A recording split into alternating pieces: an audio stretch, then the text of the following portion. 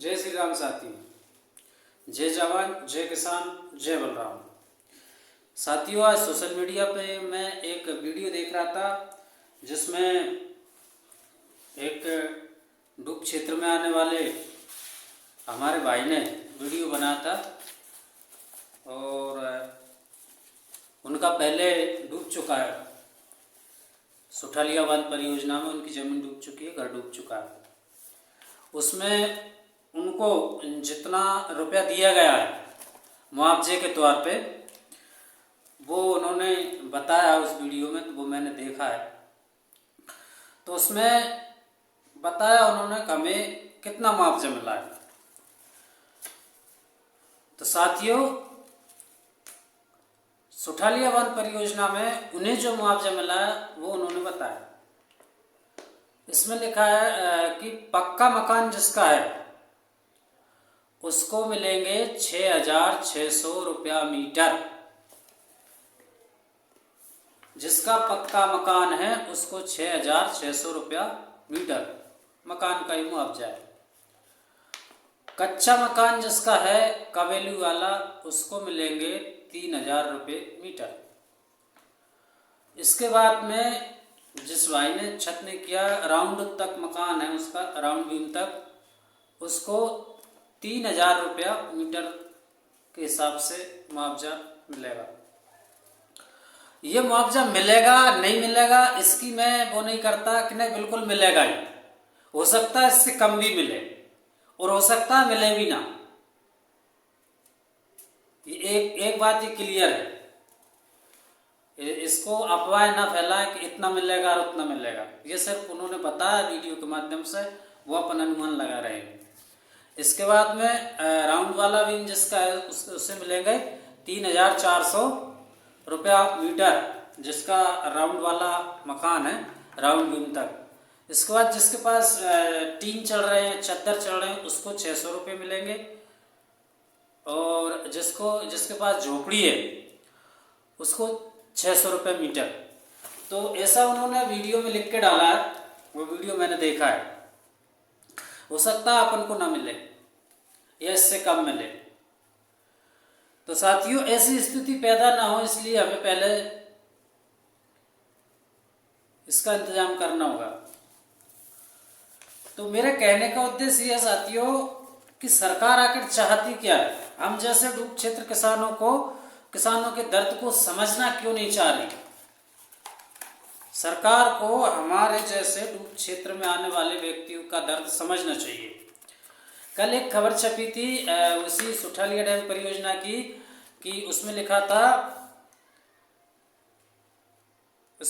था कि भारतीय किसान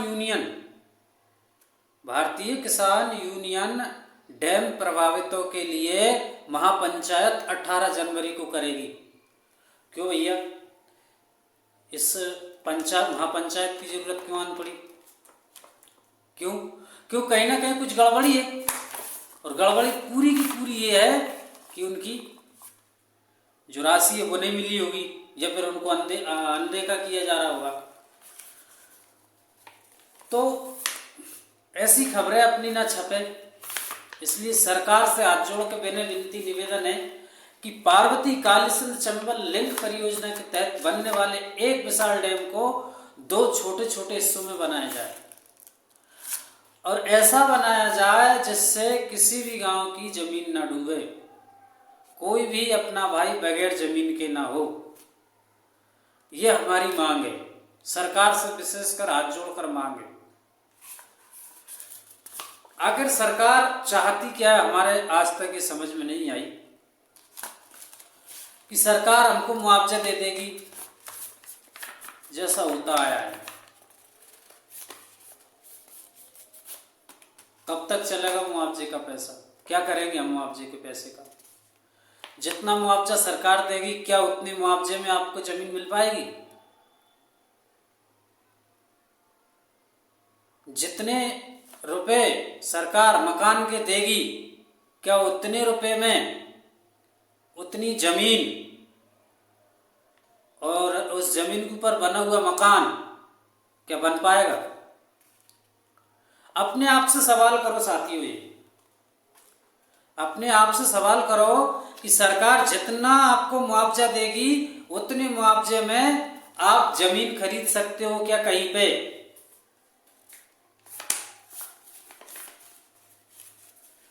खरीद सकते हो? मेरे ख्याल से अभी तक सभी का जवाब ना होगा। क्यों? क्योंकि हमने सुना ही 2,41,000 रुपये का बीघा सरकार दे रही है और यही सुठालियाबाद परियोजना में दिया। 2,41,000 में कुछ नहीं होगा साथियों।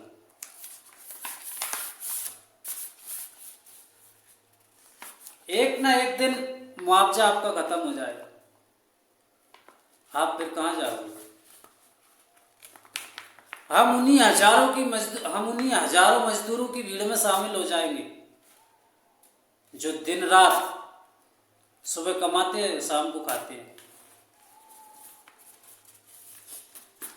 उन्हीं लोगों में शामिल हो जाएंगे, सुबह कमाएंगे और शाम को खा के सो जाएंगे, फिर सुबह कमाने निकल जाएंगे। क्यों? क्योंकि मजदूरी के अलावा बचेगा ही नहीं साथियों कुछ भी। आपकी जमीन डूब जाएगी, आप क्या कर लोगे?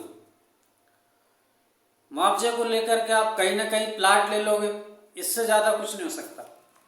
प्लाट पे आप क्या कर लोगे? रहने के लिए जगह मिलेगी, रहने के लिए सरकार भी जगह दे देगी, तो वो भी बाजार में नहीं देगी आपको सरकार आप उसके हिसाब से मकान बना के देगी। ये भी गारंटी नहीं है जहां मकान मिलेगा वहां रोजगार मिलेगा आपको या नहीं मिलेगा।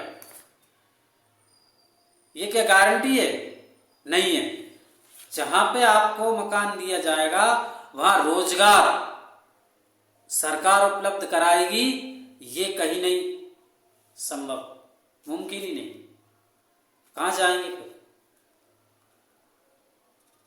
तो कहीं ना कहीं हमारा इतना नुकसान होगा इसमें कि जिसकी कोई सीमा नहीं। इस महाभयंकर ये विकास नहीं, ये महाभयंकर विनाश है। सरकार को सोचना चाहिए, समझना चाहिए कि आखिरकार इतना विरोध होने के बाद भी सरकार एक ही चीज पे अड़ी है। जब न जब देखो इतने लाख हेक्टेयर भूमि सिंचित होगी, इतने किसानों को फायदा होगा। साथियों, जितना फायदा होगा उतने से ज्यादा हमारा नुकसान हो जाएगा, और वो नुकसान परमानेंट होगा। क्यों? क्योंकि संपत्ति मेरे हिसाब से, ये मेरे निजी विचार है, दो प्रकार की होती है। एक होती है चल संपत्ति, एक होती है अचल संपत्ति। अचल संपत्ति में सिर्फ और सिर्फ जमीन आती है साथियों। अचल संपत्ति में जमीन आती है, और चल संपत्ति में वो चीजें आती है जो एक स्थान से दूसरे स्थान पर परिवर्तित की जा सकती है। और अचल संपत्ति जो है जमीन, उसकी कीमत बढ़ती ही जाती है, उसकी घटती नहीं है। अचल संपत्ति की कीमत हमेशा घटेगी। जैसे आप कोई अगर मोटरसाइकिल लेते हो तो शोरूम से निकलने के बाद अगर आप उसी शोरूम पर दोबारा जाओगे तो वो उसको जितना अपन ने दिया उतने में नहीं काटेगा, उससे कम नहीं काटेगा। और अगर एक बार आपने जमीन खरीद ली, अगर आपने 2000 स्क्वायर फीट में खरीदी है तो भाई साहब वो जमीन आपकी 1 साल बाद भी बेचोगे तो बढ़ के ही बिकेगी, वो घट के नहीं बिकेगी। और उपजाऊ भूमि डूब रही है इस टाइम में। जो किसान 1 साल में 3 फसल लेता हो, वो जमीन डुबा रहे हो। कितनी कीमती जमीन है। ऐसी कीमती जमीन आपको मिल जाएगी क्या? नहीं मिलेगी। इसलिए साथियों, समिति का साथ दो, जागो और किसी की बातों में ना आओ। ऐसी बात नहीं है, एक भ्रम दिमाग से निकाल दो कि ये योजना केंद्र की है तो ये निरस्त नहीं हो सकती। 3 कृषि कानून विरोध के कारण निरस्त हुए। और अभी कल परसों एक खबर आई थी कि उत्तराखंड में एक टनल बनाई गई थी, विरोध के कारण वो टनल बंद हुई। वहां पे कूनो नेशनल पार्क के पास में कोई बांध था, वो चीतों के लिए था, और उन्होंने उन चीतों के लिए वो बांध निरस्त कर दिया। तो जब उन चीतों के लिए वो बांध निरस्त हो सकता है, तो हम तो इंसान हैं, इंसानों के लिए निरस्त क्यों नहीं हो सकता? निरस्त ना हो तो ठीक है, 2 छोटे छोटे बांध बना दो जिससे किसी भाई का नुकसान ना हो। साथियों, जय जवान, जय किसान, जय बलराम। और अंत में मैं सरकार से यही विनय विनती निवेदन करूंगा कि इस डैम को आप 2 छोटे छोटे भागों में बनाओ। मेरी यही विनय विनती सरकार सुने। जय श्री राम, जय जवान, जय किसान, जय बलराम।